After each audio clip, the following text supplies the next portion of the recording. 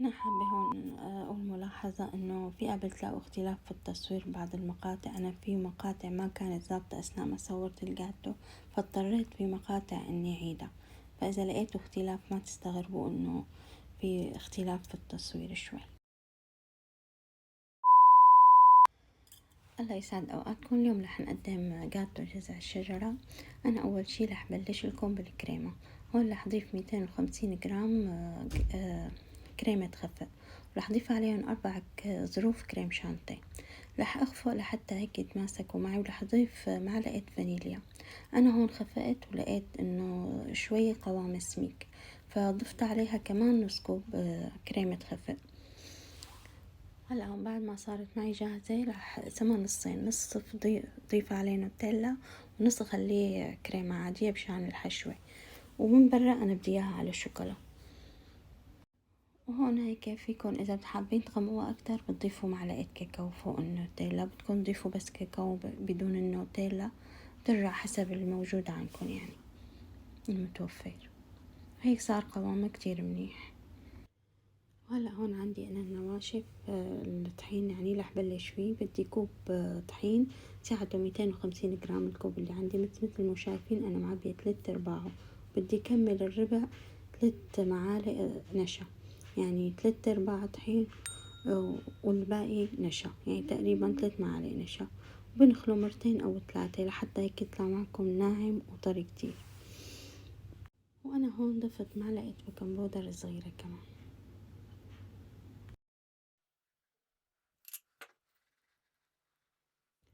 هلا هون عندي 4 بيضات، بدي اضيف عليهم نص كوب سكر، بدي اخفق فيهم لحتى يرتفعوا، وتضيف عليهم معلقة فانيليا او 3 معالق فانيليا، لانه الفانيليا عندي خفيفة شوي مشان ما تعطي زناخ. طبعا عم اضرب فيهم لحتى يتكاثفوا شي 5 دقايق او اكتر، وبعدين بضيف عليهم الاضافات التانية. وهلا انا هيك بعد ما لي 5 دقايق عم اخفق فيهم وتكاثفوا وهيك علي المزيج عندي، بتضيف معلقة خل مشان ما يخلي اي زفارة، بتتفاعل مع البيكنج بودر بتعطيه نتيجة كتير حلوة. هون بعد ما ضفتهم رح ارجع انا اخفق فيهم تقريبا كمان شي 5 دقايق تانية، يعني بدي اخفق فيهم تقريبا 10 دقايق كل الوقت، يعني مع بعضه 5 دقايق صاروا تقريبا 10 دقايق او 13 دقيقة اكتر شوي. وهلأ بعد ما هيك خفقت فيهم بدي بلش ضيف الطحين بالتدريج بالمنخلة على مهلي شوي شوي، يعني معلقتين 3 بضيفهم وبخفف السرعة. أنا كنت عم أخفق على أعلى شي، هلأ بخفف السرعة بس إنه تختفي معلقة الطحين اللي بحطها، وبرد بضيف بالتدريج الطحينات لتخلص الكمية كلها عندي مشان صبهم بالآلة. وهلأ بعد ما خلص المزيج خفق رح نضيفهم على الصينية ونفوتهم على الفرن، طبعا محمي مسبقا. هلا انا محمية الفرن على درجة حرارة 180. بنحطه بالوسط وبنشغله بس من تحت، ما بدنا نشغله اكتر، يعني ممكن ياخد معكم ربع ساعة بالفرن مو اكتر. وانا نسيت اذكر انه هي الكمية لرول واحد بس مو لرولين، يعني انا كنت مساوية الرول الاول وبعدين خطرت ببالي هالفكرة فساويت رول تاني، يعني بدكم تساوي رولين، بدكم تكثفوا الكمية وتقسمون لصينيتين متساويين مشان تطلع معكم الشكل اللي انا بدي ساويه. رح ندخلها على الفرن.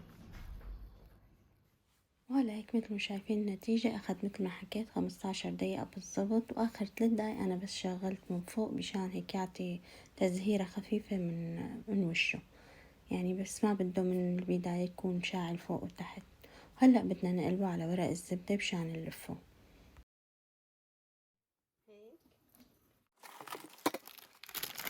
عارفين هيك سماكته تقريبا. وبنحط فوقه ماشية نظيفة مشان ما ينشف.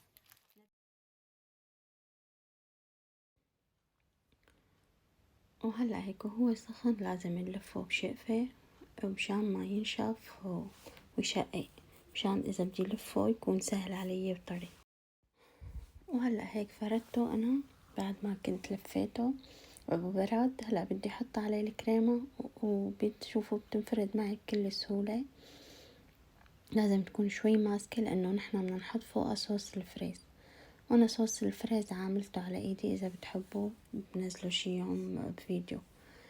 وهلا هيك شوفوا لونه ما احلى ما شاء الله بالشهي.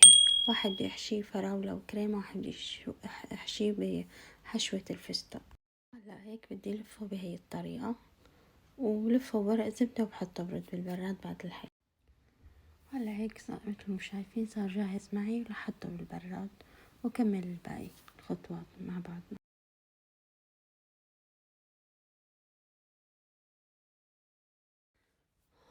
وانا هلا عندي هون كريمة الفستق مساويتها انا بفيديو الشورت.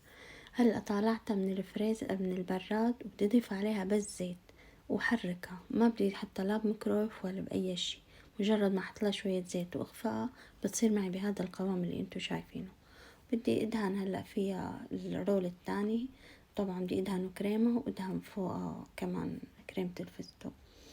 منلفه ومنبلش بنعمل الموديل تبع الجزء. وشوفوا هيك كيف لونه بشهي وناصع البياض وقوامه قطني كتير طري.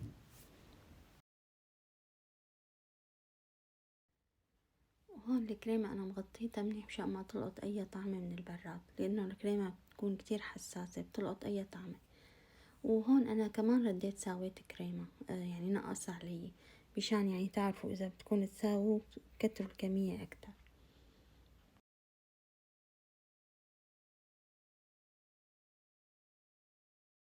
هلا هيك بعد ما دهنته كريمة هلا حلفه كمان وبعدين نكمله.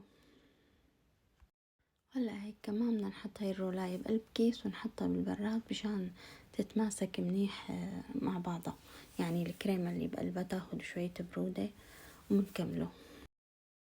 وانا هون عندي هذا دهنت هداك اللي فيه فستق بالشوكولا، وعندي هلا هاد بدي ادهنه كمان، بس بدي اخد منه قسم صغير مشان اساويه موديل الجزء.